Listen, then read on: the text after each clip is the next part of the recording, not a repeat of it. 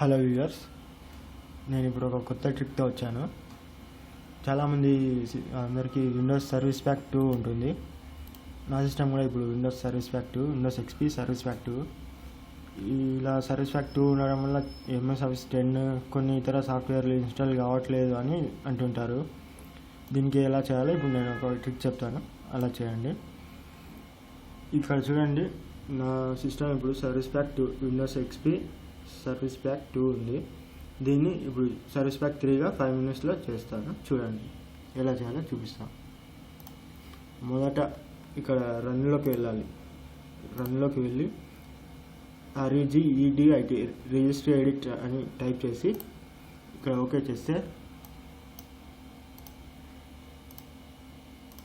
ఇక్కడ మనకు HKey local machine అని వస్తుంది. ఇది క్లిక్ చేయాలి. దీంట్లో సిస్టమ్ క్లిక్ చేయాలి. ఇందులో కరెంట్ కంట్రోల్ సెట్ అని ఉంటుంది, ఇది క్లిక్ చేయాలి. ఇక్కడ దీంట్లో కంట్రోల్స్ అని ఉంటాయి. కంట్రోల్ ఇది కూడా ఓపెన్లో ఉంది ఆల్రెడీ. కంట్రోల్ ఓపెన్ చేయాలి. దీంట్లో విండోస్ అని ఉంటుంది, విండోస్ వెతికి విండోస్ ఓపెన్ చేయాలి. పక్కన ఇక్కడ CSD వెర్షన్ అని ఉంటుంది, CSD వెర్షన్ని ఎడిట్ చేయాలి. డబల్ క్లిక్ చేస్తే వస్తుంది, లేదా మాడిఫై చేసి ఇక్కడ 200 ఉంది కదా, దీన్ని 300 చేయాలి. 300 చేసి ఓకే చేసి రీస్టార్ట్ చేస్తే మనకు విండోస్ XP సర్వీస్ ప్యాక్ 3 వస్తుంది. ఇప్పుడు చూడండి, రీస్టార్ట్ చేస్తాను. నా సిస్టమ్ సర్వీస్ ప్యాక్ 3గా మారిపోతుంది.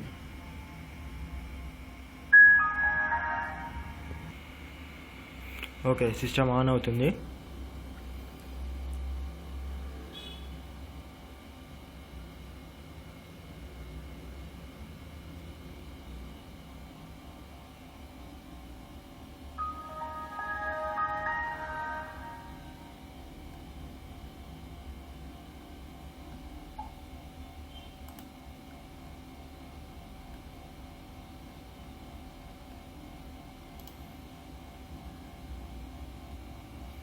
ఇప్పుడు ప్రాపర్టీస్లో చూడండి, ప్రాపర్టీస్లో XP సర్వీస్ ప్యాక్ 3గా మారిపోయింది. ఓకే, MS Office ఇంకా ఏవైనా MS Office 10 ఇంకా ఏవైనా ఇతర సాఫ్ట్వేర్లు ఇన్స్టాల్ చేసుకోవచ్చు ఇప్పుడు.